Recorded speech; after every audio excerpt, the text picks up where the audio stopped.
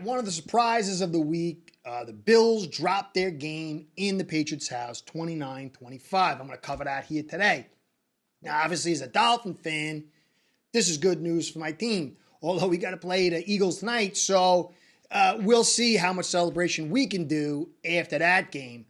But this wasn't an easy game for you guys. I thought you guys were going to win. I figured it was going to be within a touchdown. But this Patriots team, who I thought was going to be a tough team this year, finally looked a little bit like the team I thought they were going to be. I don't know if they can do it next week or the week after or whatever. I think a lot of that has to do with the health of their offensive line. This is an offensive line-driven team, more so than most teams. And they were healthy today and made a surprise move, which really played out for them. So, Bills fans, I know it's got to suck. It's got to hurt a little bit. I don't think you're doomed. This definitely makes the road very, very precarious. There's going to have to be some stepping up and accountability. I'm going to get into what I saw. I think there's certain elements, you know what I'm going to say, but I think there's others maybe not. I think you guys are really close. This could have been an easy game for you guys to pull out, but there were some calls by the refs this way and that way, some big calls, some good big calls, some crazy big calls. It went both ways. Some sloppiness by both teams trying to kind of give it away. And it came down to an unbelievable drive by a offensive team that really kind of stinks. But again, Mac Jones seems to have held to what he's being taught. And I think this is the kind of quarterback you can expect for him when he kind of follows the structure that he's given and he's got the offensive line in front of him. So I don't think this is as ugly a feeling as it should be. As it might seem to be with a 1-5 team, now 2-5. I think there's a better team than that. So anyway, Bills fan, I'm going to cover all that stuff. Before I do, I want to give you guys a shout out. I know it's not easy. Thank you for stopping by, Bills fans and Dolphins fans. This thing is not going to happen without you. The likes, the subscribes, the comments, the views, all that makes the algorithm god smile down on Curtis and makes his sponsors continue to keep him doing this. So I want to give you a shout out and a shout out to Ace Bread, my sponsor, because without the two of you, the show ain't going down. Ace Per Head's betting software is the premier white label platform for bookies to manage their players and grow their sportsbook operation. Click the link in the description below to get set up in minutes. Ask for the Curtis promo and get a special introductory discount. The Patriots have been a gutted team as far as injuries, and I think that's played a lot of what their failings are. They like to, hurt themselves when they play. They're not the old Bill Belichick Patriots way type stuff. But they were a little bit healthy on the most important part for this team, as I said earlier, is the offensive line. And they moved Onwenu out to right tackle, and Brown and Onwenu with Strange and Andrews, and then the rookie So at the right guard, who you can kind of protect a little bit. That lineup really offered them the best framework for Mac, and Mac had an exceptional game for Mac. Now, I think it was a good game for any quarterback, not a great game, but a good game. And that did kind of snuck up on me a little bit. I thought that was a great move for the Patriots. They should keep him at right tackle, sign him long term. I think they'd be fools not to. But if they can get this offensive line together and healthy, get some health in this defensive secondary, they're going to be a tough team. And my Dolphins only put 24, and they're supposed to have this electrical offense. The Eagles, too, were kind of stymied by this team. They are scrappy. So you got to hold that in. They were a division opponent at home, and it kind of makes it tough.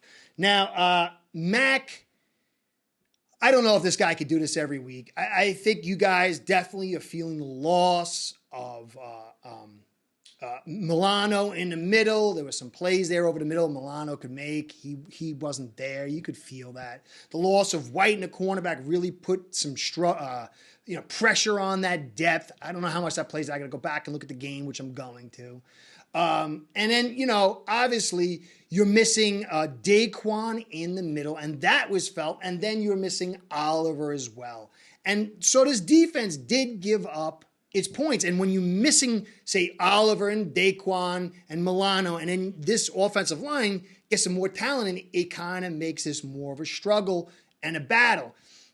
Now, Allen did appear to be off.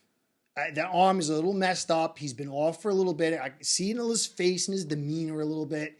It wasn't terribly off. The pick at the beginning was terrible, and there was some balls that were this way and that way. Some, dropped even still. But I don't think you could blame this loss on him. He didn't have a Superman day. If you notice, though, to me, it continually, there's a lot of stuff. There's the penalties, the special teams, guys not holding on to footballs. These are all obviously critical features. But to me, it goes back to what you need for this team. A tough-nosed offense that's using play action and under center at least 50% of the time, and that wasn't the case. It was a day of shotgun. And you opened up on the center, and then you ran a play action, and Allen threw the pick. Now, the pick is on Allen. He should have seen that. But when you go back, if you look at the film, before you guys even did the play action, they had a nickel out there, and they were running man coverage. You had four guys on the line and one guy in the box, and then the one guy in the box just dropped off. Nobody was buying into the play action. The play action becomes potent when they step up, when they bite, when they respect it. And it goes back again, what I'm going to say, and I say consistently, Dorsey needs to be more physical. He needs to drive this team with a physical attitude and work off the play action. But he wants to drive it from peripheral runs, deep throws, and from the shotgun with draws. And it's a shame because the front that you guys have and the backs that you guys have, if you ran the more physical style, it would rest this defense more. It would give Allen more confidence and easier throws, and it would open things up, like exactly what you did to my Dolphins. And so, again, it's curious. Now, Cook, under center, he ran for 4. Under center, ran for 6 in the first. Murray ran once under center for 1, and that was pretty much your under center runs for the day. The rest, draw by Cook, 3 for 4 for 5, but he was nailed at the line of scrimmage, but he broke the tackles. So it ended up well, but it really was pretty much a miracle to get that 5. 3, 1, then there's a penalty on Kincaid. I'm going to talk about the tight ends in a second. Then you had the nice one for 20. There was a pop run there. And then Murray got 2. Then you ran another draw for 4 for first and another draw for 2. And that was your running game. And it really is not suiting this offense to run from shotgun, throw from shotgun. It doesn't make sense when you think about it philosophically. You come out under center and you run a play action, you throw the pick, and then you run only under center twice. And the rest of the day, it's shotgun and shotgun draws. There doesn't seem to be a continuity in the way this offense is being laid out. Now, on the first drive, you had the call for Diggs was a kind of a gift. And you were doing good, sort of. You had a couple under center runs on that second drive, the first long drive, and then you fell back into the shotgun. But you got some success out of it, out of the shotgun, kind of leaving this under center stuff. But then you got into about the 10-yard line in the red zone, and you did a draw to Murray, and you got nothing. And then it was another shotgun pass play where Allen was chased out and thrown away. And then you got the TD to Kincaid out of the shotgun, but we saw Murray with the pick. It should have been the shave, but it was the pick, and then sort of the penalty kind of killed that drive. But on 1st and 10, why are you running shotgun draw? It's just the spirit of Dorsey is one of finesse, trying to spread it out and pass. But okay, it doesn't seem to be working. And you find gross success under center, both in the pass and the run. Why is this reluctance? People will say it's not Dorsey's fault. You got this drop, you got that. I agree. All that stuff is part of the soup. But the philosophy, if the philosophy is right, and then guys are screwing it up, then it's on them. But when they're screwing it up and the philosophy's not correct, it's got to start with the coach, because the coaches are the ones in control, quote unquote. And so I see Dorsey kind of sees the vision, but he just doesn't have that intestinal fortitude, I keep saying it over and again, to hold to it. Every time the game gets a little out of control, he gets nervous and wants to throw the football and draw. And you get some success, but obviously there isn't a rhythm there. And when the defenses see him in the shotgun all day, they start figuring they get comfortable because they know what he's going to be doing.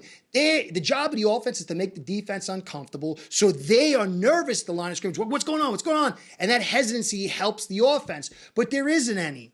For the most part, these defenses know what you're going to do, so they could dial up the blitzes, they could dial up the rushes. They kind of got that understanding, and that goes back to Dorsey, but maybe that's kind of talking about it too much. Now, Kincaid had a very good day. He's a very good pass catcher, and he would work great for this spread-out system. But the spread-out system, shotgun draw, and throwing from the shotgun, while it works with Kincaid in that, it's not working for the rest of the offense, really. It makes it too inconsistent. Now, I had said I like the pick for Kincaid, but I felt like you guys need some blocking, and you can see Kincaid's blocking isn't good. He had the penalty, which brought back a nice little run there, and he is going to be a good player. You have other guys that can block for him, and maybe using Kincaid in the right moments is what you need to do. But you got to get this physical, pass-balanced offense going. And I just don't know if Kincaid, I didn't see the actual lineups. So maybe Knox could have been in the spot where you're running the football, and on the other side you could have Kincaid. There's things you could do, but it makes no sense any way, shape, or form to run at where Kincaid is. He's not there yet. I think he will get there in time, but there's an incongruency between his skill set and kind of what you guys need to do. Good pick. Was it the best pick? Good, better, or best? Maybe down the road it will be the best, but I still think pass balance is the right thing for you. So kid's doing phenomenal in the catching game. You can see he's quick. He's got fast twitch muscle fibers. He's got good hands. He can run those routes, but teams are prepared for that. What they're not prepared is the run game, the play action off it, and not knowing where the ball's going when Allen takes that ball and turns around on the play action. And if you give them the shotgun draw, under center play action, under center pass, under center run, that's a lot of stuff to cover when you got a guy as mobile and big armed as Allen, with a guy like Kincaid, a guy like Davis, and a guy like Diggs, and the rest. But it's too few things for these defenses to prepare for, and it makes them better defense. And that's not the goal of the OC. Knox, my man Tommy was right. I was arguing with him at AFC Shakedown. The ball was short last week where it hit Knox in the hand. He kind of dropped it. He could have caught it. It was a tough catch, but he could have caught it. Bounced out into his chest and then dropped it. And again this week, it was behind a little bit. And contact happened, but it was 4th and 2, and that was a really big play. The missed field goal, obviously, was a big play. The illegal contact, there's a lot of bad penalties that set the tone. But if you came out with a physical offense and built off that, you would have got to the point where this stuff would have been less and less valuable. Just look what you did to my Dolphins. Now, I think the Patriots defense is better than my defense, but it all comes around comfortability, resting this defense, creating confidence, and there is a feeling of insecurity. And to me, when I look at Dorsey, the way his mannerisms are, he's an insecure guy, and I just don't know if he's going to have what it takes to run the offense you guys need. Now, maybe a better OC who could run this shotgun, spread it out style, making the right calls. I don't know. I just know that the offensive line, you got what I've seen from the success rate of this pass balance offense, it's the way to go for you guys. Now, you got next week, you got Tampa at home. Got to win. That's an absolute must win. I think you're going to. But it's got to start with McDermott telling Dorsey, hey, stop these draws. I mean, the majority, 85% of your runs were draws. And I've already talked about how it's just running your run game out of this I didn't actually check the individual blocks where they were draws or draw fires or semi-fires. I got to do that later. But it's up to McDermott now to come down and tell Dorsey, this is what we got to do. And at a certain point, Dorsey won't be culpable, just like Allen. Allen's culpable for a lot of stuff, but Dorsey is the guy in charge. And so then it's got to go to him if it's not going here with Allen. Now, just like with Dorsey, if it doesn't stop, it's got to go to McDermott because McDermott is the guy in charge. So anyway, guys, sorry for your loss. I mean, I want my Dolphins. I'm desperate like you guys. But we'll see how it plays out. I think there's going to be a long season. I think there's going to be highs and lows. I don't think any of these teams are going to be going 14-15 and 2 and whatever it is, 2 or 3, 14-3, 15-2. I think it's going to be around like an 11-13 type, 10-13 type division where you're going to get, it's going to be, I think it's going to be hard fought. This Jets team and this Patriots team are going to scrap in their division at least. So we'll see, guys. Again, catch you next time. I appreciate stopping by. I know I'm the evil Dolphins fan. I appreciate what you guys do for me. And I feel for you.